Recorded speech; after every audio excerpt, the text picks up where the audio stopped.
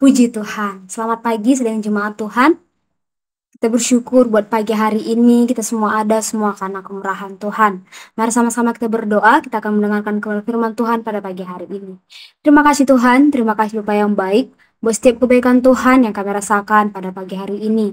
Sungguh kami bersyukur Tuhan atas penyertaan-Mu. Kami bisa menikmati setiap berkat-berkat yang telah Tuhan bersediakan untuk kami nikmati. Terima kasih Tuhan, sebentar kami akan mendengarkan sebagian dari kebenaran firman Tuhan.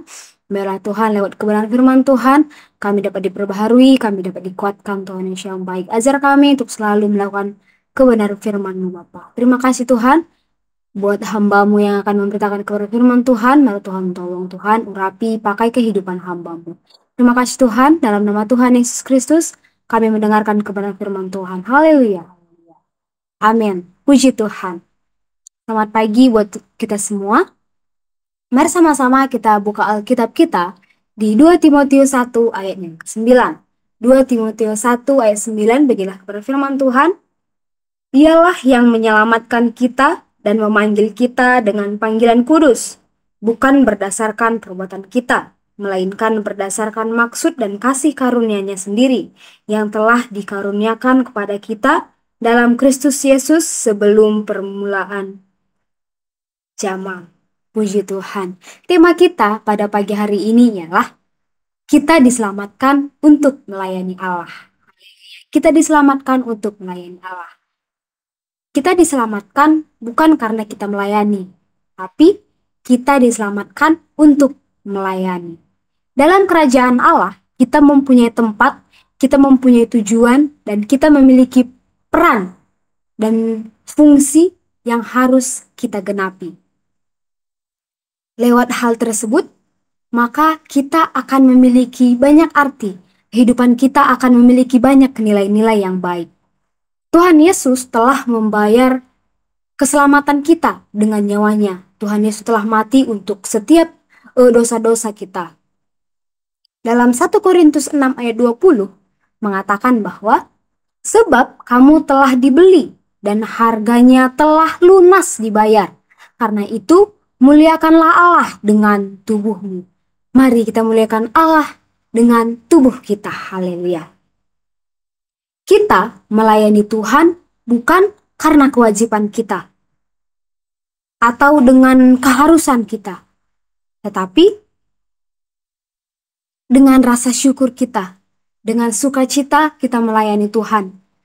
Dan lewat kehidupan kita, maka nama Tuhan akan dipermuliakan. Lewat pelayanan yang kita kerjakan, nama Tuhan akan dipermuliakan. Perlu kita ingat bahwa, perlu kita ketahui bahwa kita itu berhutang nyawa kepada Tuhan. Kenapa? Karena Dia sudah menyelamatkan kita dari setiap masa lalu kita, setiap masa lalu dosa-dosa yang telah kita lakukan. Melalui keselamatan yang kita terima, maka masa lalu kita diampuni. Dan sekarang kehidupan kita memiliki banyak sekali arti dan masa depan kita akan terjamin. Haleluya. Mari sama-sama kita buka Alkitab kita di Roma 12 ayatnya yang pertama. Roma 12 ayat pertama, beginilah kebenaran firman Tuhan. Karena kemurahan Tuhan aku menasihatkan kamu supaya kamu mempersembahkan tubuhmu sebagai persembahan yang hidup, yang kudus, dan yang berkenan kepada Allah. Itu adalah ibadahmu yang sejati. Haleluya. Di sini Yohanes mengajarkan bahwa pelayanan kasih kita kepada orang lain menunjukkan bahwa kita ini sudah benar-benar diselamatkan oleh Tuhan. Dalam 1 Yohanes 3 ayat 14 mengatakan bahwa kasih kita satu sama lain membuktikan bahwa kita telah diselamatkan dari kematian kepada kehidupan. Kita diselamatkan dari kematian sampai kepada kehidupan. Haleluya. Jika kita tidak mempunyai kasih kepada sesama, maka tidak akan ada keinginan untuk melayani sesama kita. Dan hanya kita akan memikirkan diri kita sendiri gitu. Untuk itu, kita harus menanyakan kepada diri kita sendiri.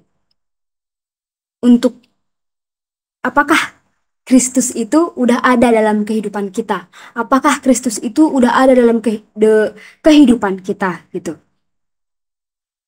Hati yang diselamatkan adalah hati yang rindu melayani. Ketika Kristus udah ada dalam kehidupan kita, maka otomatis ada kerinduan untuk melayani Tuhan dalam kehidupan kita.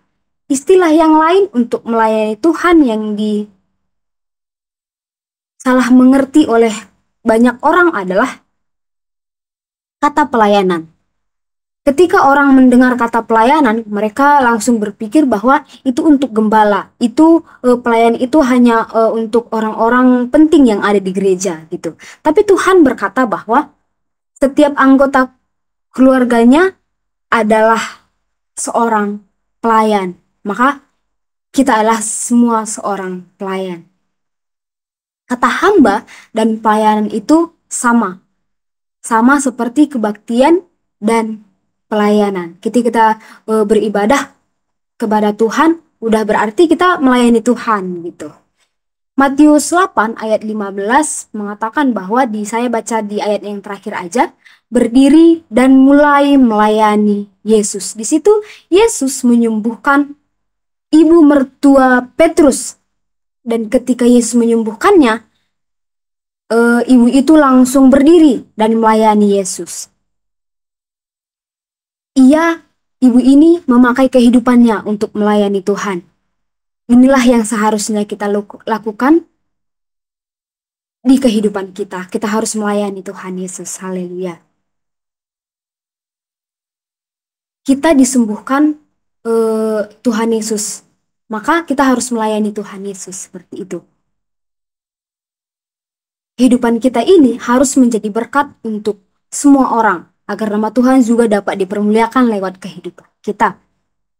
Kita diselamatkan oleh Tuhan hanya untuk melayani Dia, bukan untuk duduk-duduk saja, bukan untuk bersantai-santai, tapi untuk melayani Tuhan Yesus. Itulah tujuan Tuhan untuk menciptakan kita, itulah tujuan Tuhan untuk menyelamatkan kehidupan kita. Haleluya. Mari kita pergunakan kehidupan kita, mari kita pergunakan tubuh kita yang kuat untuk melayani Tuhan. Mari kita pergunakan waktu yang ada untuk memuliakan nama Tuhan dan untuk melayani Tuhan Yesus. Haleluya.